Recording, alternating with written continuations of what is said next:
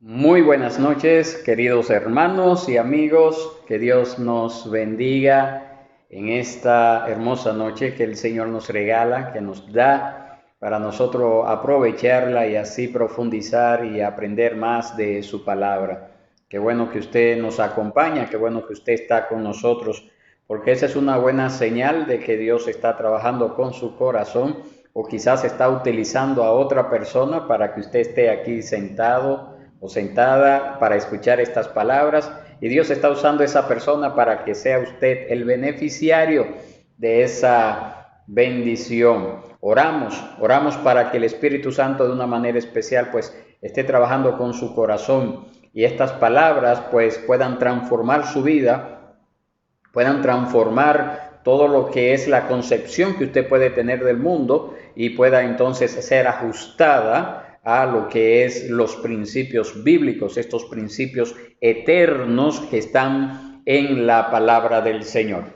Nosotros en esta noche continuamos trayéndoles un estudio que iniciamos el miércoles pasado, valga la repetición, continuamos, seguimos, acerca de lo que es el velo en la mujer cristiana. El miércoles pasado dimos una pequeña introducción y apenas comenzamos a desmenuzar, si se pudiera utilizar ese término, lo que es esta porción en las Escrituras que nos hablan acerca del deber que tiene la mujer de cubrirse durante las celebraciones de la iglesia, durante los cultos en la iglesia. Así que yo le invito, por favor, a que usted busque un lápiz, un papel, tenga su Biblia a mano y prepare su corazón para aprender, para recibir estas enseñanzas, y ore también para que el Espíritu Santo confirme a su corazón estas enseñanzas y no sea una persona rebelde, renuente a escuchar y asimilar y poner por obra lo que usted escucha. Oremos al Señor, vamos a pedirle a Dios la dirección. En lo que oramos, es bueno que usted se vaya también preparando para que no haya ninguna distracción en su entorno. Si usted tiene la posibilidad, si usted tiene un dispositivo electrónico pequeño, un celular, una tablet o una laptop y está usted solo escuchando este estudio, pues trate, si le es posible, de tener unos audífonos para que el ruido del entorno no le afecte a dar seguimiento a lo que es el estudio. Si usted está con otra persona, entonces, y tiene la posibilidad de tener un dispositivo más grande como una televisión de esta tipo smart, donde usted puede ver en la televisión este canal de YouTube, pues también la idea sería que usted pueda verlo allí, que usted pudiera también invitar a otros, ¿verdad? Porque queremos que la palabra corra, que la palabra sea dada a conocer en nuestro entorno. El Espíritu Santo aplicará esas palabras que son predicadas cada miércoles, cada domingo al corazón de aquellos que le escuchan. Pero ¿cómo oirán si no hay quien les predique? ¿Cómo podrán venir en arrepentimiento y fe si usted no comparte estas enseñanzas? Si usted no la tira a correr, como pudiéramos decir. Así que es muy importante que usted pueda compartir estas enseñanzas. Y incluso como esta es una serie, una segunda parte, también pudiera compartir el enlace que en la descripción del video pues yo le voy a estar compartiendo para que usted también pueda compartir la primera parte, que es una parte introductoria, y luego también pueda seguir esta segunda parte. Muy bien, entonces estamos listos, oremos al Señor y preparemos nuestros corazones. Padre bueno y Dios, tú que moras en las alturas de los cielos, en esta noche te damos gracias, Señor. Gracias, Padre, porque tu palabra puede correr, Señor. Tu palabra puede extenderse a grandes distancias, Señor, debido a la tecnología, debido a estos avances, Señor. Y pedimos, Padre, de tu gracia para que no seamos, oh Dios, personas que asimilemos y recibamos estas palabras y no la compartamos, sino esa gracia también para compartirla, para invitar a otros a escuchar estas buenas nuevas de salvación, a escuchar este evangelio puro, oh Dios, que tú nos has legado, que nos has traído hasta nuestras vidas, hasta nuestros corazones, hasta esta tu iglesia, Señor, para que nosotros podamos ser portavoces de estas verdades y el mundo pueda oír de ellas, Señor. Padre, nos ponemos en tus manos para este estudio. Mire este tema que hasta cierto punto ha sido olvidado por muchas denominaciones, muchas iglesias en nuestros tiempos, pero entendemos que está claramente establecido allí en tu palabra y tú eres quien en tu gracia y soberanía y providencia nos has permitido que como iglesia local podamos llegar a conocer estos principios, no como una palabra cultural para un tiempo pasado, Señor, sino como algo vigente para nuestros tiempos y que por lo tanto, o vigente para todos los tiempos y que por lo tanto, Señor, nosotros podamos en obediencia a ese mandato someternos a él y así también compartir estas verdades a aquellos que no las conocen para que también ellos sean beneficiarios de la misma. Nos ponemos en tus manos, Señor. Le suplicamos tu gracia, Padre, para que al escuchar esta palabra no seamos oidores olvidadizos, sino hacedores de esta palabra. Esto te lo pedimos, Padre, en el nombre de Jesús. Amén y amén. Muy bien, entonces, mis hermanos, le invito a que por favor usted busque Primera de Corintios capítulo 11. Vamos a leer todos estos versos, desde el verso 2 hasta el verso 16. Ya en esta mañana nosotros, en esta noche mejor dicho, ya nosotros vamos a entrar a lo que es la parte de desarrollo propiamente dicho de este tema, así que yo le invito por favor a que usted busque su Biblia, Primera de Corintios capítulo 11, versos 2 al 16 y mantenga su Biblia abierta durante todo lo que es el desarrollo de este tema y tenga lápiz y papel, como le dije hace un ratito, para que pueda tomar apuntes de lo que hemos de hablar y si hay alguna duda, algo que usted no entienda durante el desarrollo del tema, usted tiene varias opciones para hacernos llegar esas dudas, esas inquietudes, esas opiniones.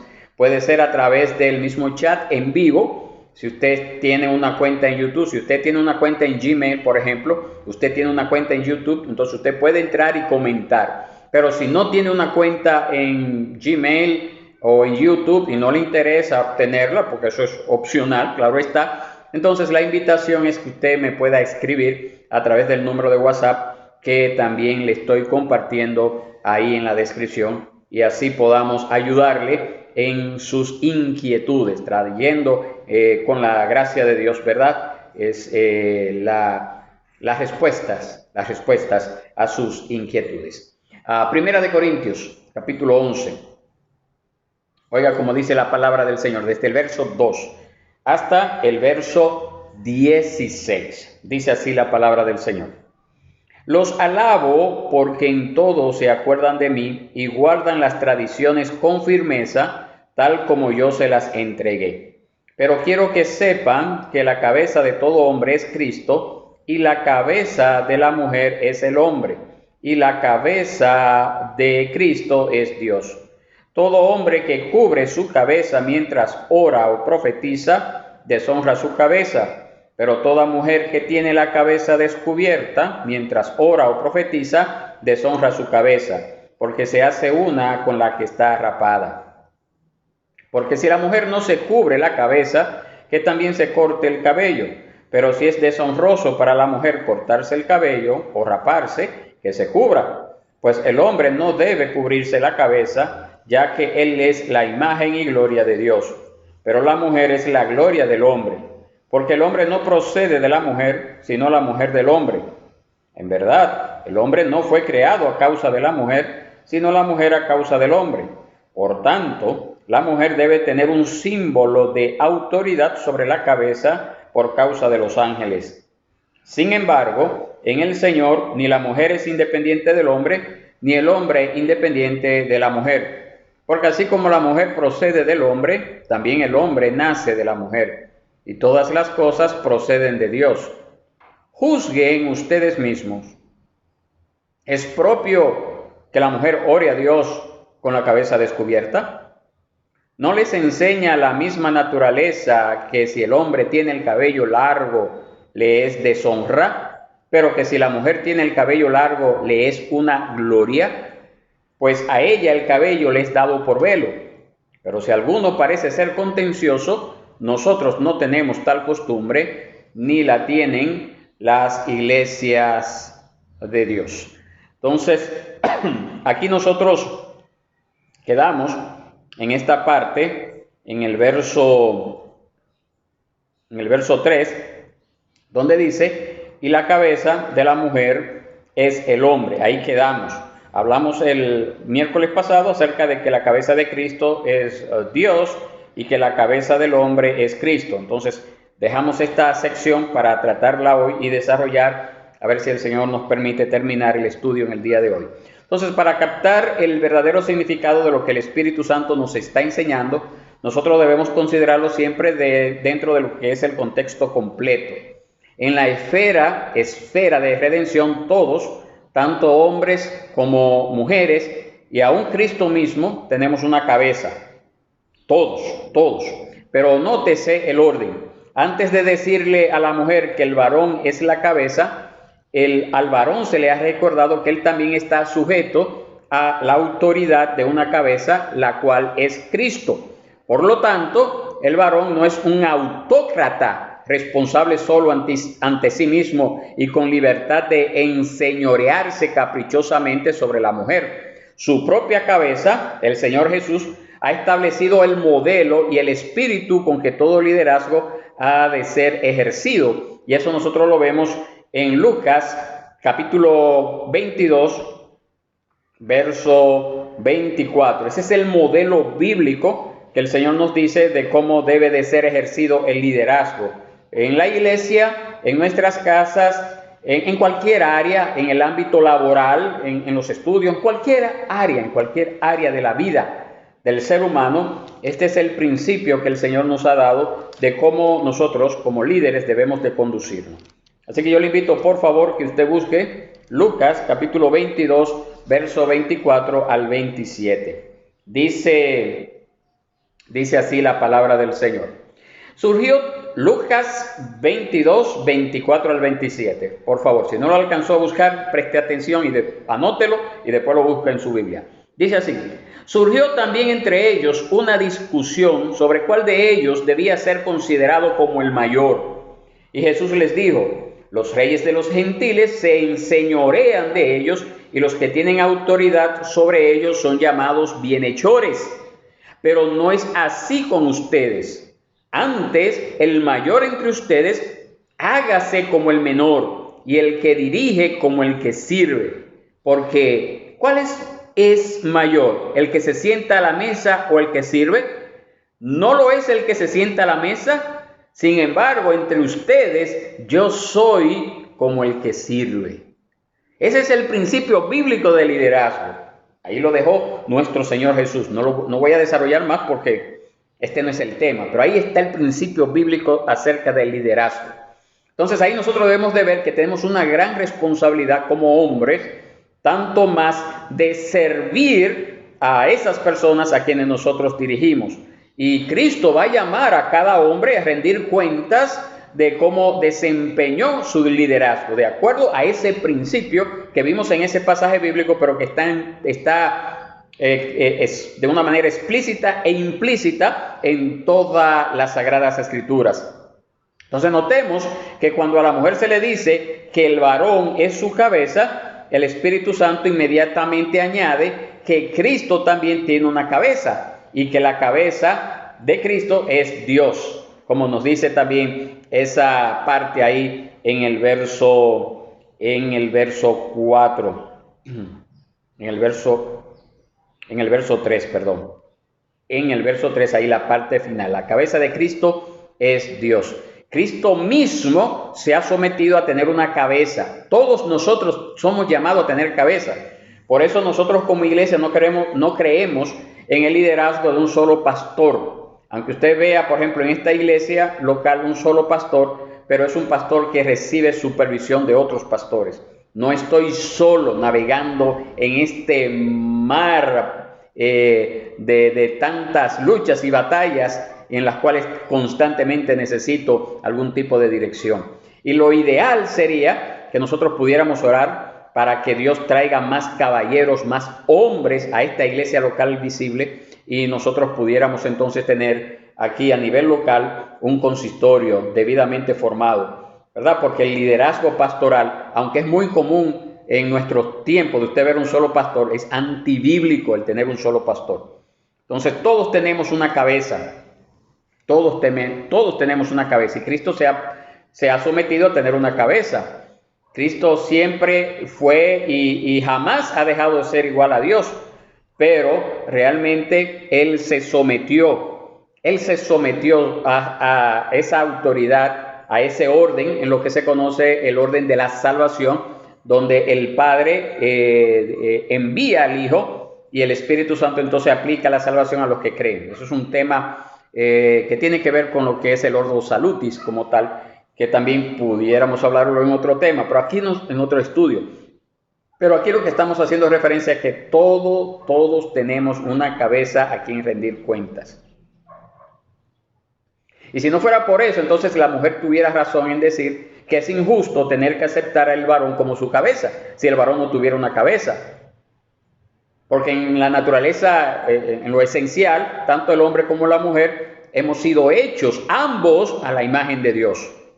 Entonces, ese orden, somos iguales, pero debe de haber una cabeza en toda organización.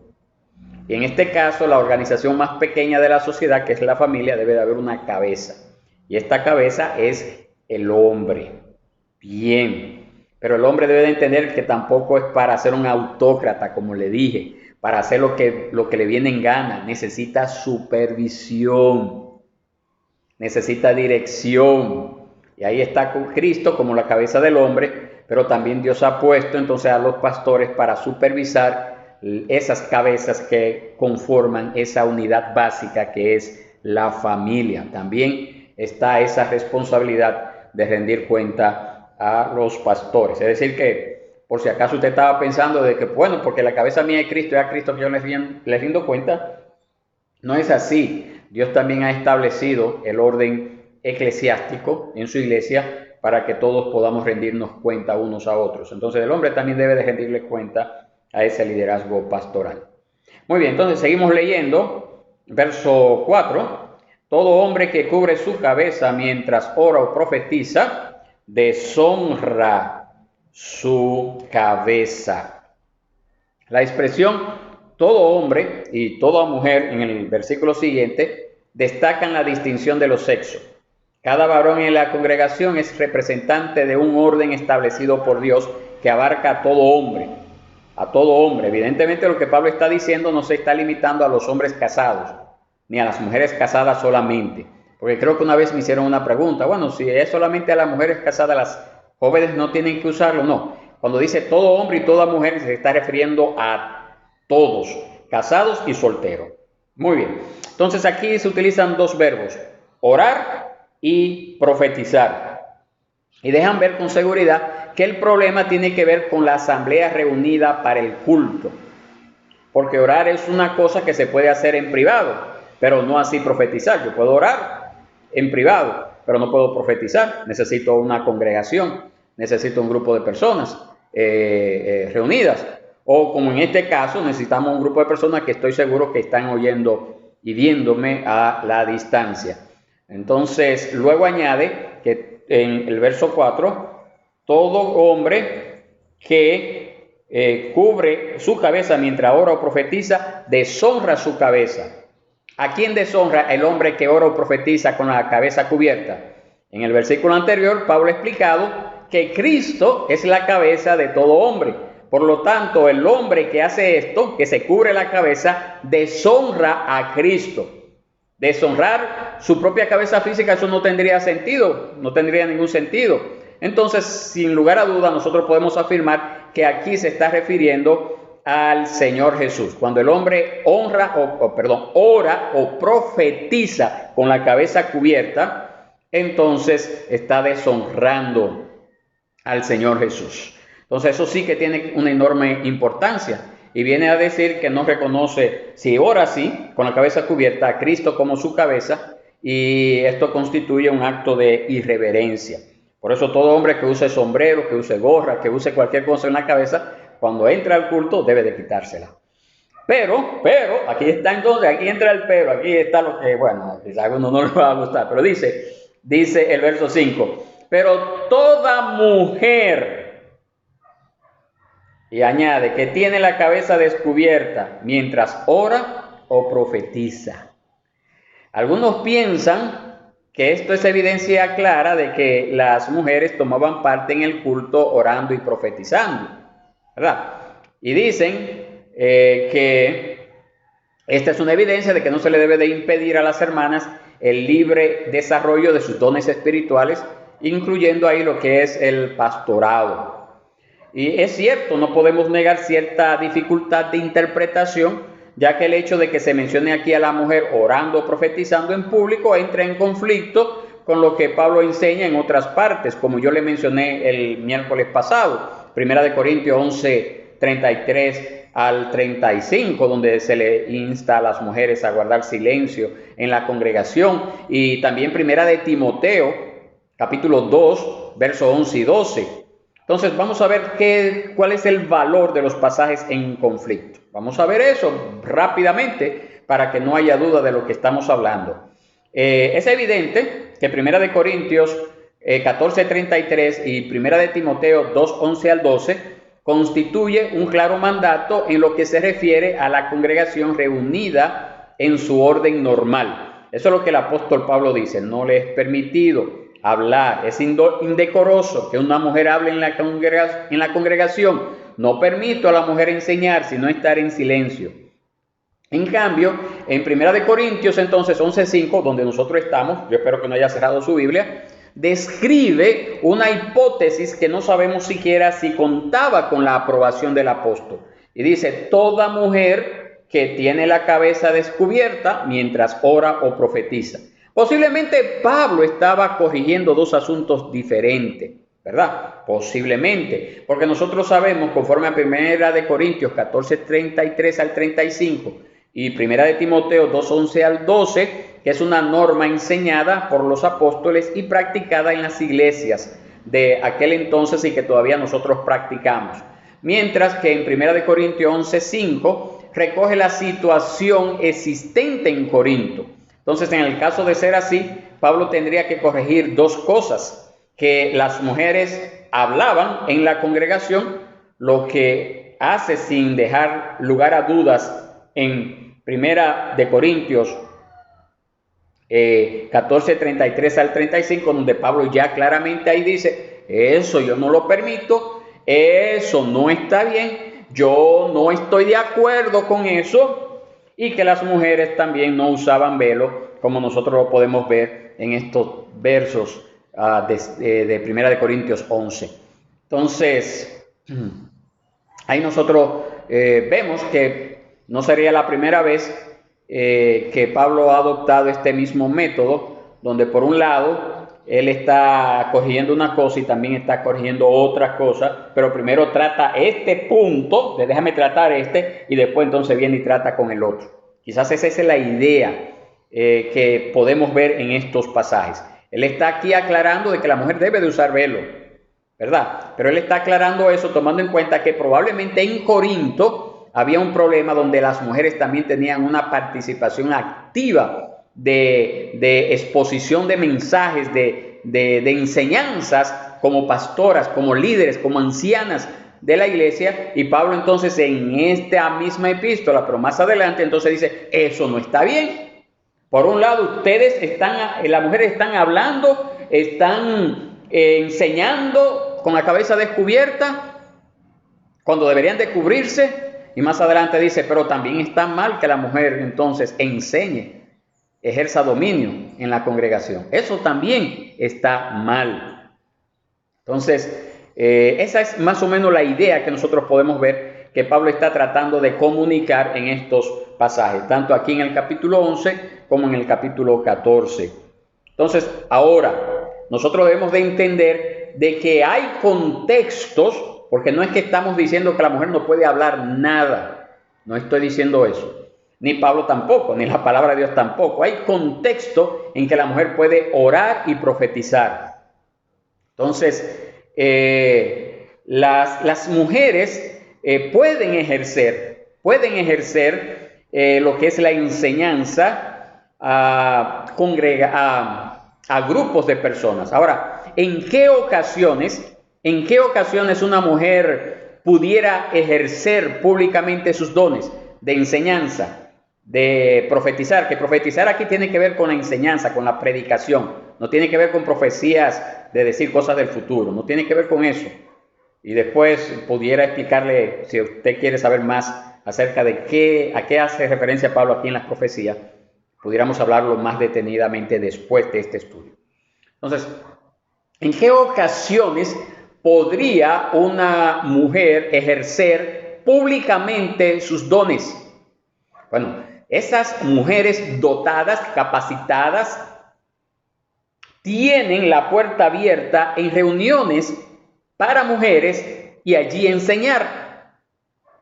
A eso es que estamos haciendo referencia. También tiene la puerta abierta en esas reuniones en casas, en esos estudios bíblicos hogareños, en el desarrollo de obras misioneras en nuevas regiones. También tienen puerta abierta. Entonces, si hay hermanas con conocimiento y don, no están quebrantando la jerarquía establecida si dan un mensaje en ese contexto.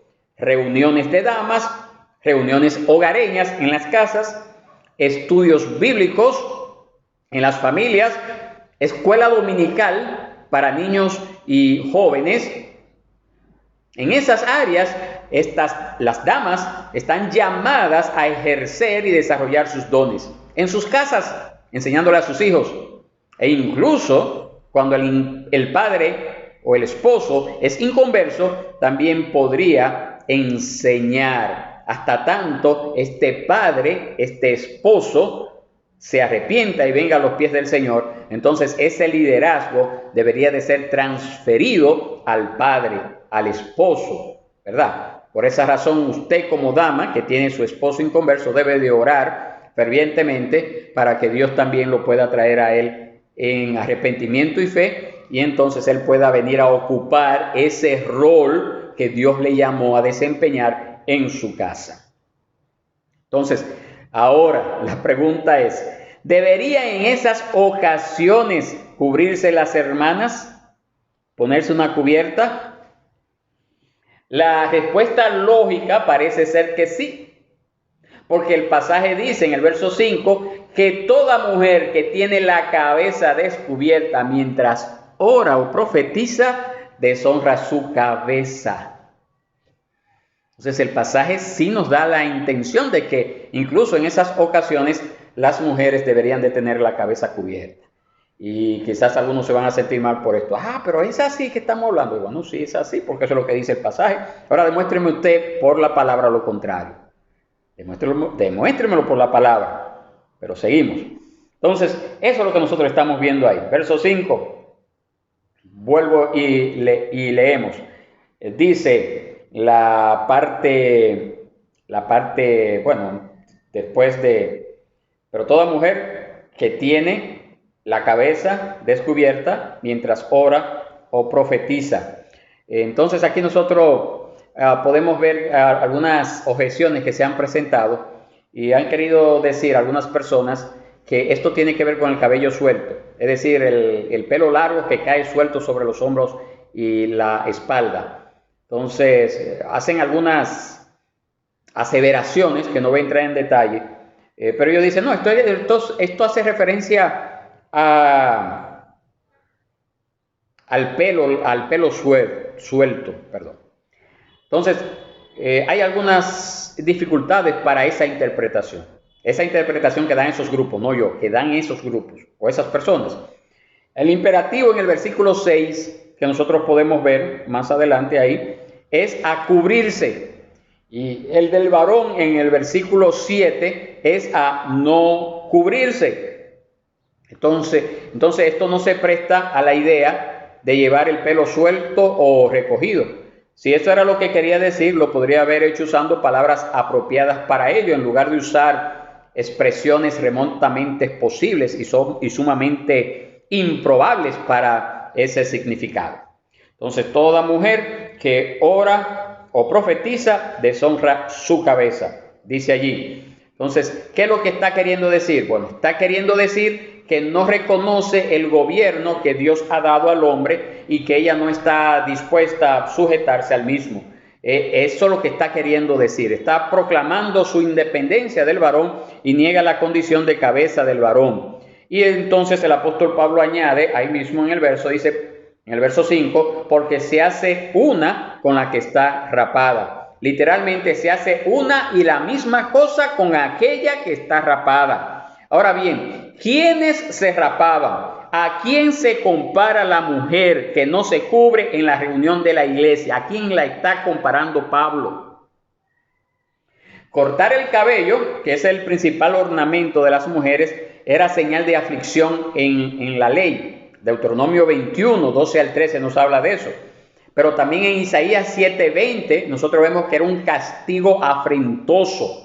Entonces parece ser que en la sociedad de Corinto las esclavas llevaban la cabeza rasurada. En el mundo antiguo la mujer adúltera también, que traía la vergüenza sobre su esposo, era una forma de ser humillada, era que públicamente le rapaban su cabeza. Entonces ahí tenemos dos cosas. En primer lugar, las esclavas se rapaban y las mujeres adúlteras. Entonces, comúnmente también se sugería que el pelo corto o la cabeza rapada era el distintivo de las prostitutas corintias. Pero esa es una inferencia que no está claro en la historia. No existe ninguna evidencia de la época para apoyar eso.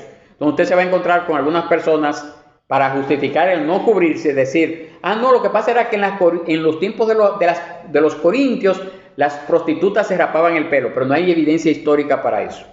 Por eso se lo estoy mencionando, porque usted se va a encontrar con alguien que le va a hacer esa historia. Le va a hacer esa historia. No es que las corintias se rapaban el pelo, no hay evidencia histórica para ese punto.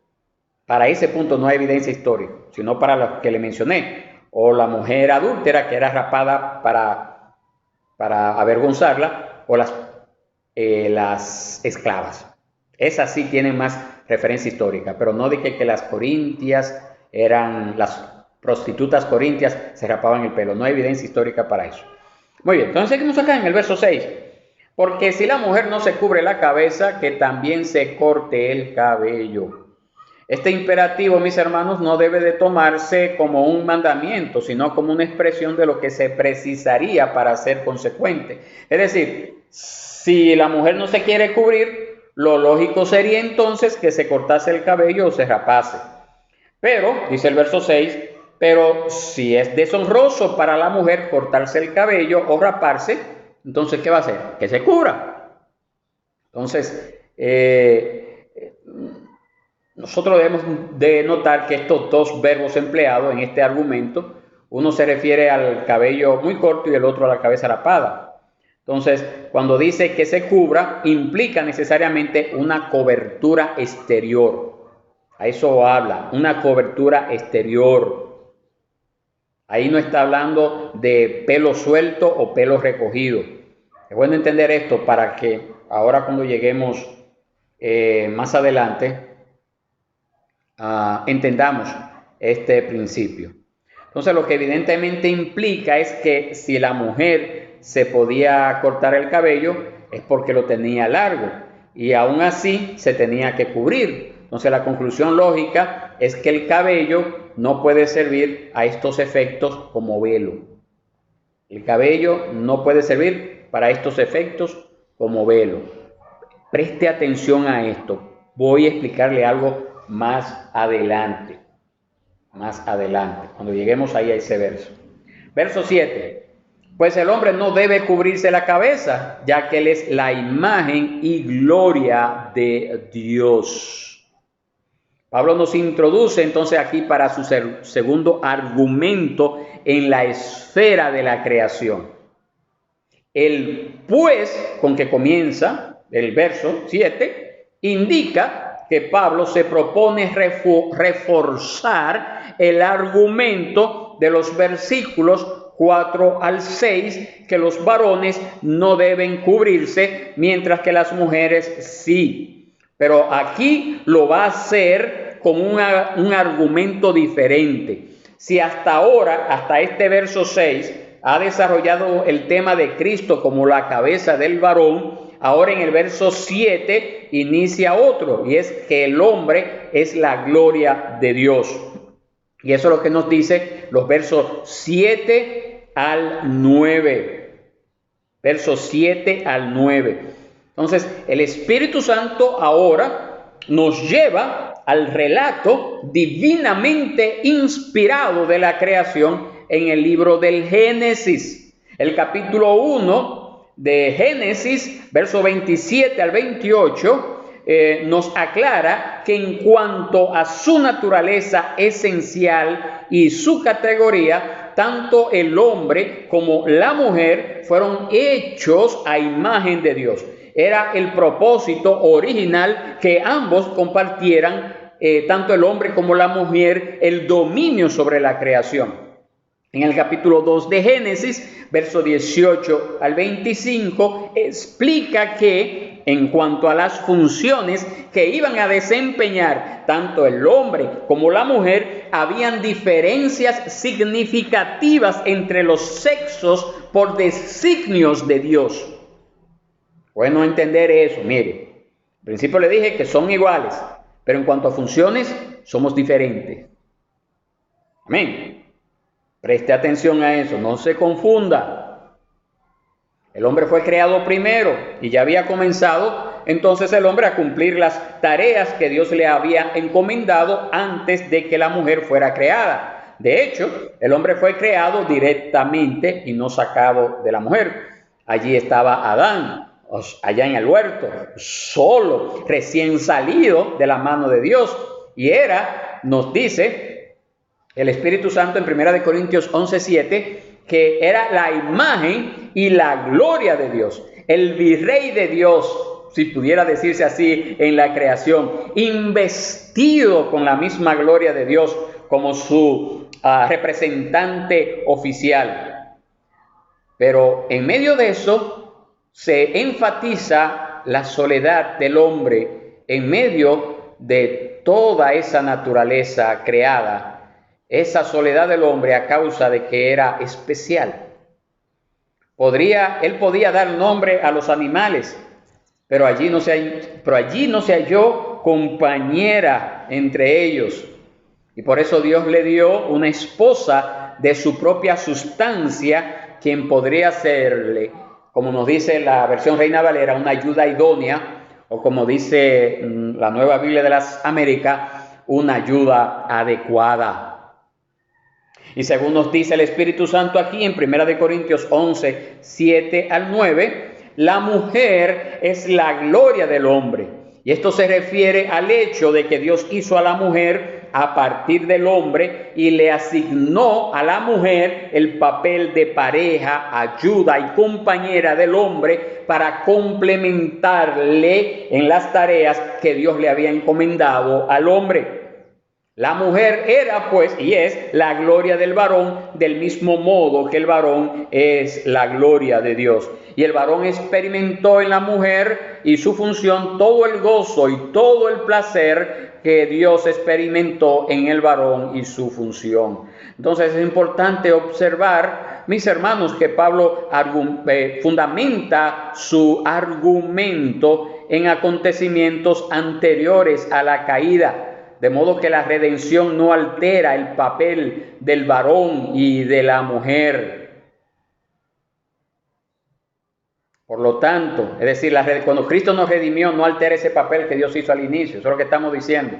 Porque estos movimientos, valga la redundancia, valga repetir lo mismo, estos movimientos que abogan por el ministerio de las mujeres en el pastorado, dicen que en Cristo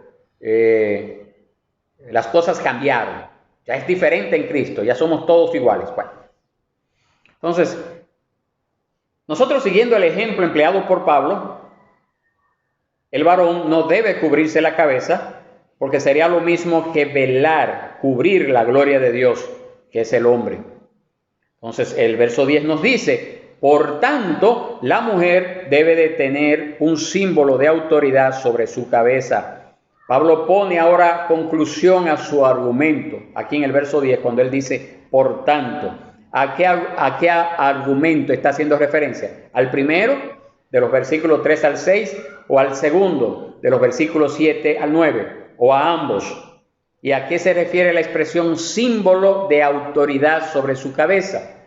Entonces entendemos que por el contexto, que la cobertura, aunque no se menciona acá en este verso, en el verso 10, es la señal de la autoridad. Y se trata de un símbolo externo de la sujeción de la mujer a la autoridad del varón. Entonces dice el mismo verso 10, al final, por causa de los ángeles. ¿Quiénes son los ángeles de este versículo? ¿Quiénes son los ángeles? Bueno, son esos seres angélicos que se hallan invisiblemente presentes en el acto del culto. Es así, una sencilla interpretación. Los ángeles observan como hombres y mujeres, por amor a Cristo, hacen uso de los símbolos que indican su reconocimiento del orden que el Redentor ha establecido para ellos. ¿Por qué Pablo añade aquí por causa de los ángeles? Nosotros sugerimos que los ángeles son espectadores de lo que está sucediendo en la tierra en la actualidad, como lo fueron en el acontecimiento de la creación. En la primera creación, los ángeles vieron cómo la mujer usurpó el puesto de gobierno sobre el hombre. Ella tomó la decisión que Adán debió haber tomado. Y como resultado de eso, de ella tomar esa decisión, entró el pecado en la raza humana, con ese indecible estado de miseria y mal en el cual nosotros vivimos. Entonces Dios no quiere que lo que sucedió en la primera creación se repita en la nueva creación. Cuando los ángeles miran, Él quiere que vean a la mujer actuando en sujeción al hombre e indicando esto de manera externa mediante una cubierta sobre su cabeza. Eso es lo que está queriendo decir acá.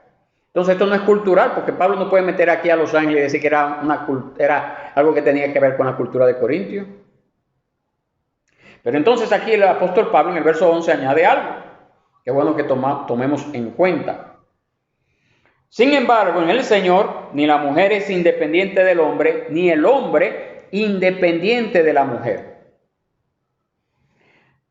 Algunos emplean Gálatas 3:28 para desechar las distinciones entre varón y mujer y poner a las mujeres en un plano de igualdad con el varón respecto a tomar parte pública en las reuniones de la iglesia. Pero el pasaje citado en Gálatas capítulo 3, verso 28, se refiere a las condiciones por las que recibimos la salvación y nuestra gran herencia. Y no cabe duda de que en ese sentido no hay diferencia alguna entre varón o mujer, entre judío o griego, entre esclavos o libres. Sin embargo, aunque un niño se salva bajo las mismas condiciones que sus padres en cuanto a las funciones, bien sea en la familia, bien en la iglesia, el señorío de Cristo no elimina la distinción entre padre e hijos. Es decir, como somos iguales delante de Dios todos, no quiere decir que mis hijas, las menores de edad, las gemelas en este caso, no tengan que someterse a la autoridad divinamente instituida por Dios en mi persona. Pero ellas también se salvan igualito que yo. Yo debo de arrepentirme y creer, y ellas también. La salvación es individual y delante de Dios somos iguales. Pero eso no quita esa distinción de que la autoridad en la casa son los padres y no los hijos. Porque si nos lleváramos de eso, de Gálatas 3:28, el versículo que le mencioné, si nos lleváramos de eso, entonces en la casa tampoco hay, todos somos iguales y por lo tanto los hijos pueden tomar el liderazgo de la casa y hacer lo que mejor les venga en gana. Ahora, quizás eso es lo que está pasando en nuestros tiempos, que se ha desvirtuado ese concepto de liderazgo y de autoridad que debe de primar en las casas, en la sociedad. Y eso ha llevado al desenfreno que vemos, al desorden que nosotros vemos en nuestros tiempos. Probablemente eso es. Entonces, ese niño cristiano que se salva igual que yo, debe de obedecer a sus padres de igual forma, siempre. Entonces, cuando hablamos de que en el Señor todos somos iguales, nos está diciendo a nosotros es que delante de Dios, a la vista de Dios, somos iguales, claro está, pero el signo de autoridad sigue vigente, sigue pendiente, sigue allí todavía. Entonces, esa idea de unisexo que abunda en nuestros tiempos, de donde el hombre se viste como mujer y la mujer como hombre, no surge de la redención, como tampoco surgió de la creación, y por eso el mundo va cada día más para el hoyo, porque ha dejado de lado esos mandamientos eternos que Dios ha establecido en su palabra y han querido seguir sus propias reglas, y esas reglas llevan al desorden, vuelvo y repito. Entonces, Pablo no quiere que su preocupación por el buen orden en el culto sea motivo de que el varón se crea superior a la mujer.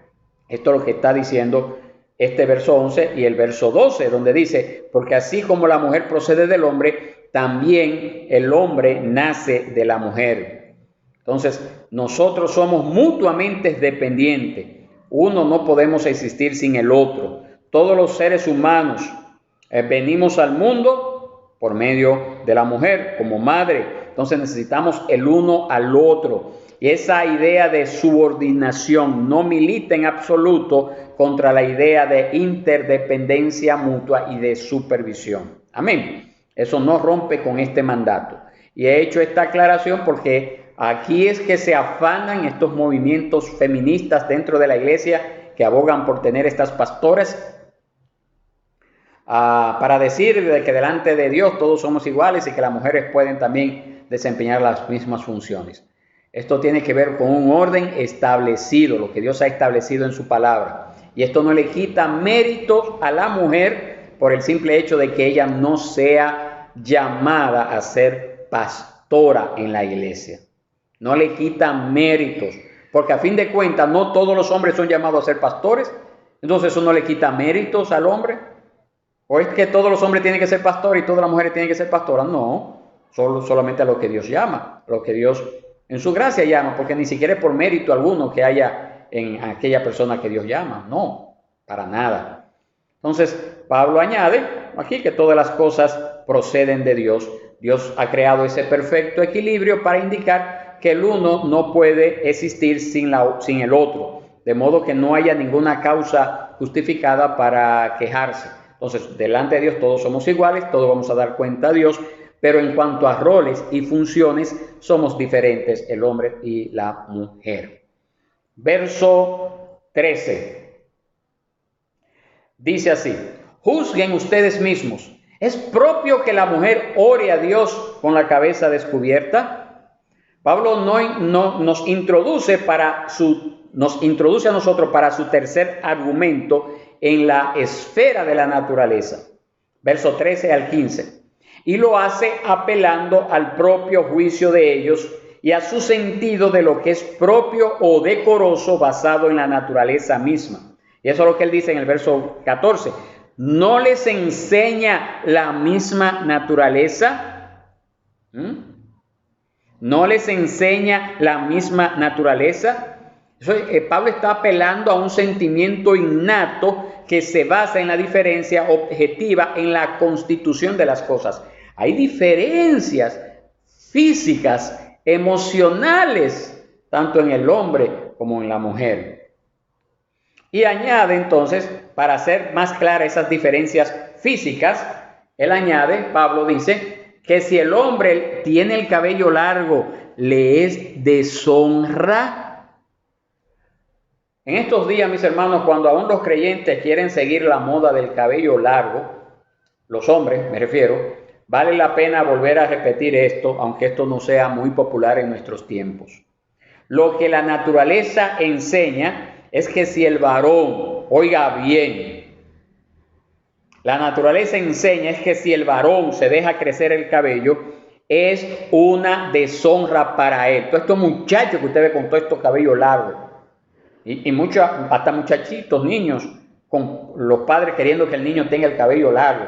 Pero por Dios, es una deshonra, tanto para el niño, inocentemente porque no lo hace, en el caso del niño, pero para usted como padre si permite que eso ocurra. Lo que la naturaleza enseña es que si el varón se deja crecer el cabello, es una deshonra para él. Eso es claro. En toda la historia, mis hermanos, el cabello corto siempre era para el hombre y el cabello largo para la mujer. En toda la historia. Ahora, que el nivel de tamaño del cabello variaba, ha variado en las épocas, está claro.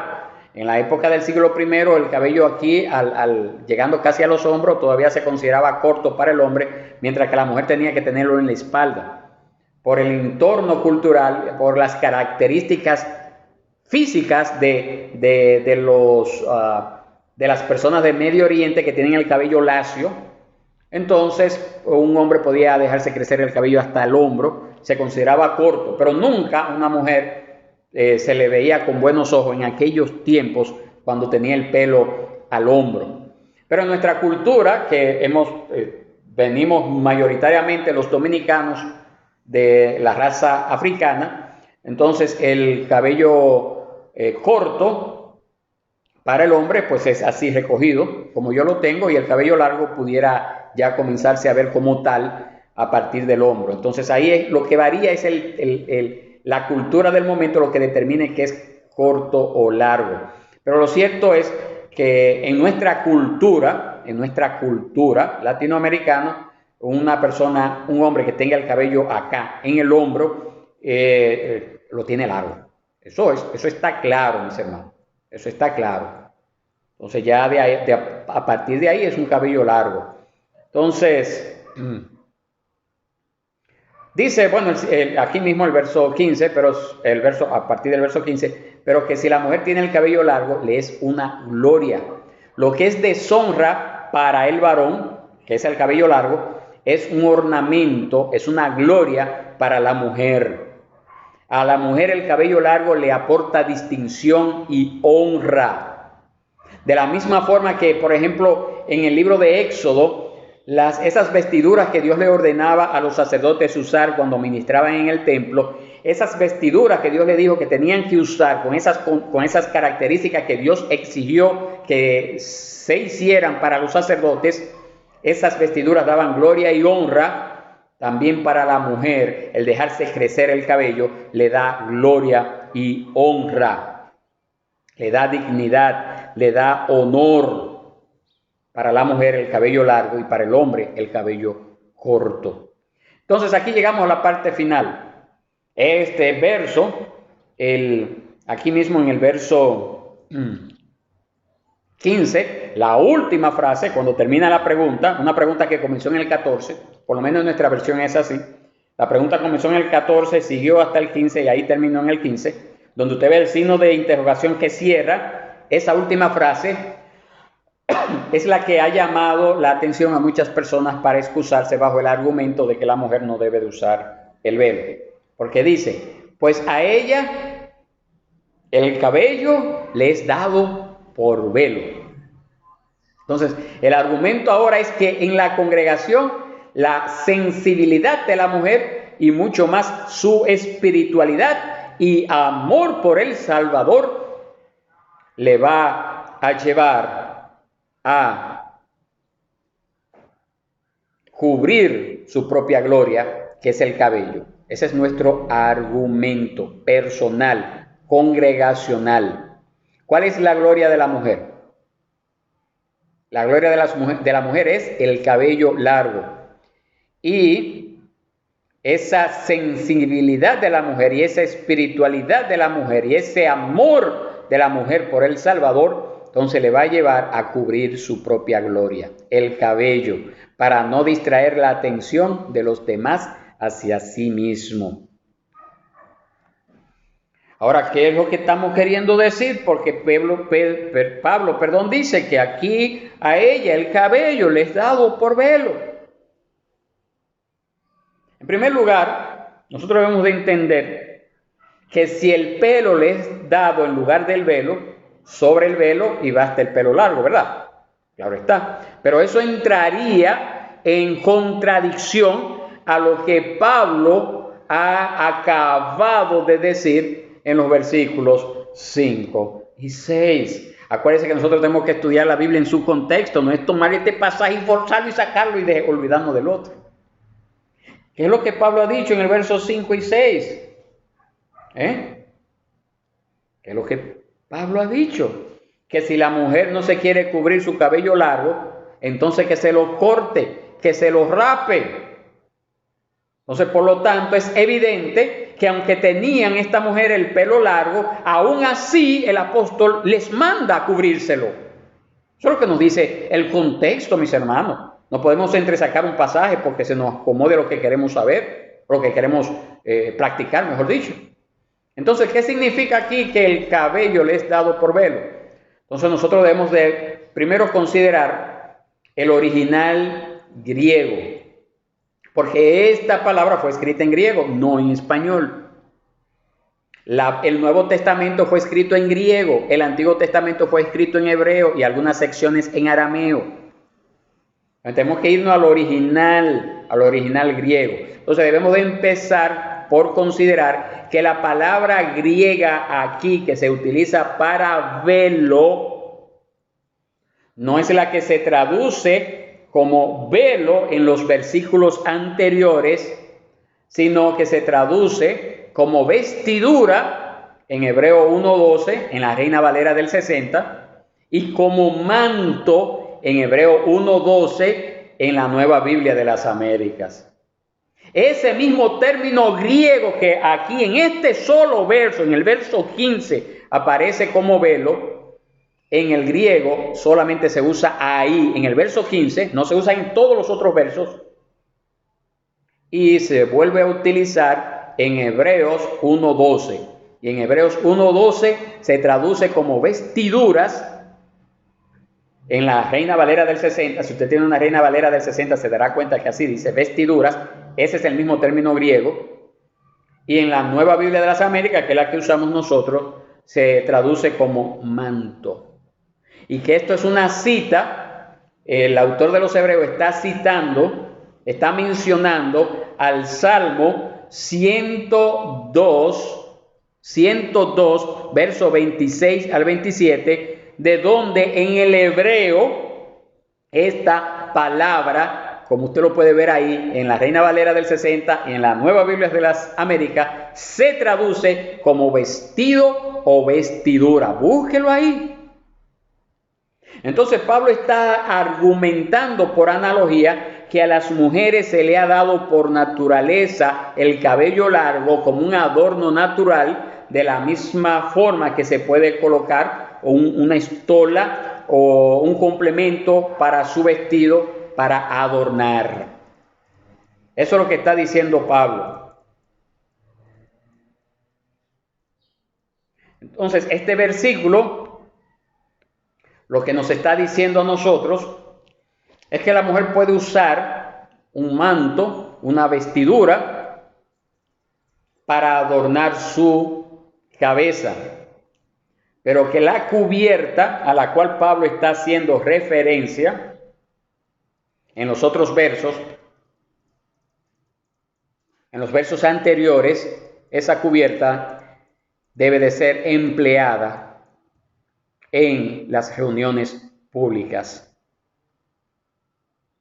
Y eso debe de hacerse porque la mujer es la gloria del hombre y que el cabello largo de la mujer es su propia gloria y que por lo tanto la mujer debe cubrir su propia gloria es decir, su cabello largo. Debe de cubrirlo durante las reuniones públicas, pero que la gloria de Dios, que es el hombre, no debe de ser cubierta, porque Dios lo ha establecido así, porque Dios es soberano, porque Dios está por encima de toda su creación. Y el apóstol Pablo dice, pero si en el verso 16, pero si alguien parece ser contencioso, nosotros no tenemos tal costumbre, ni la tienen las iglesias de Dios. ¿Qué costumbre no tiene el apóstol Pablo, ni la tienen las iglesias de Dios?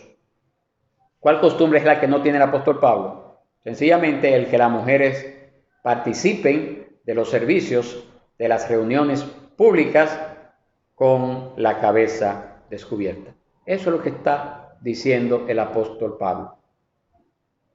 Ese velo que le es dado en lugar del cabello, es ese velo que usted puede usar, ese manto, esa vestidura que usted puede usar para cubrirse cuando usted sale a la calle, si usted gusta hacerlo.